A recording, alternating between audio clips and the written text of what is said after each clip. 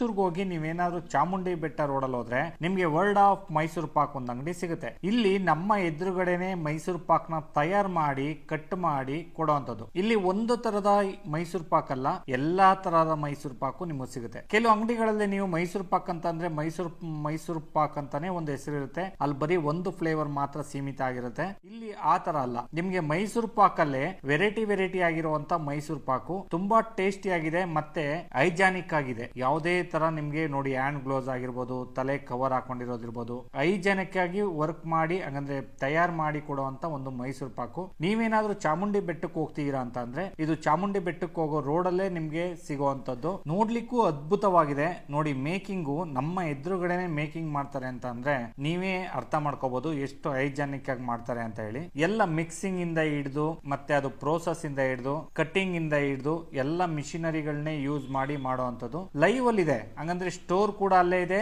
ನಿಮ್ಗೆ ಮೇಕಿಂಗ್ ಮಾಡುವಂತದ್ದು ಅಲ್ಲೇ ಇದೆ. ನೋಡಿ ಇದು ಫುಲ್ ಗ್ಲಾಸ್ ಹಾಕಿದ್ದಾರೆ, ಒಂದ್ ಸೈಡ್ ಫುಲ್ ನಿಮ್ಗೆ ಮೇಕಿಂಗ್ ಮಾಡುವಂತ ಕಿಚನ್, ಹಂಗಂದ್ರೆ ಮೈಸೂರು ಪಾಕ್ ಮಾಡುವಂತದ್ದೇ ನಿಮ್ಗೆ ತೋರಿಸಿರುವಂತದ್ದು. ಇದ್ರ ಪಕ್ಕದಲ್ಲೇ ನಿಮ್ಗೆ ಒಂದು ಶಾಪ್ ಇದೆ, ಹಂಗಂದ್ರೆ ಅಟ್ಯಾಚ್ಮೆಂಟ್. ನೀವೆಲ್ಲೂ ಹೊರಗಡೆ ಹೋಗಿ ತಗೊಂಡ್ ಬರ್ತಾರೆ ಇಲ್ಲ ಬೇರೆ ಕಡೆ ಫ್ಯಾಕ್ಟ್ರಿ ಇರುತ್ತೆ ಇಲ್ಲಿ ಸೇಲ್ ಮಾಡ್ತಾರೆ ಆತರ ಅಂತ ಇಲ್ಲ. ಇಲ್ಲಿ ನೋಡಿ ಮೇಕಿಂಗ್ ಮಾಡೋ ಮಿಷಿನ್ ಕೂಡ ಇಲ್ಲೇ ಇದೆ, ಎಲ್ಲ ಮಿಕ್ಸ್ ಆಗುವಂತ ಪ್ರೋಸೆಸ್ ಕೂಡ ಇಲ್ಲೇ ಇದೆ. ಇದೆಲ್ಲ ನಾವು ನ್ಯಾಚುರಲ್ ಆಗಿ ಅಲ್ಲಿ ಹೋಗಿ ನೋಡ್ಬೋದು. ಹಂಗಂದ್ರೆ ನೀವು ಸ್ಟೋರ್ಗೆ ಹೋದ್ರೆ ನೋಡಿ ಪಕ್ಕದಲ್ಲೇ ನೋಡಿ ಈ ಕಡೆದು ಸ್ಟೋರು, ಈ ಕಡೆದು ನಿಮ್ಗೆ ಮೇಕಿಂಗ್ ಮಾಡುವಂತ ಒಂದು ಸೆಟಪ್, ಹಂಗಂದ್ರೆ ನಿಮ್ಗೆ ಕಿಚನ್ ಅಂತ ಹೇಳ್ತಾರೆ. ಅದನ್ನ ಅಲ್ಲೇ ಪಕ್ಕದಲ್ಲೇ ಸೆಟಪ್ ಮಾಡಿದ್ದಾರೆ. ನೋಡಿ ಮಧ್ಯದಲ್ಲಿ ಈ ತರದೊಂದು ಪಾರ್ಟೇಷನ್ ಇರುತ್ತೆ, ಆ ಕಡೆ ಸೈಡು ಈ ಕಡೆ ಸೈಡ್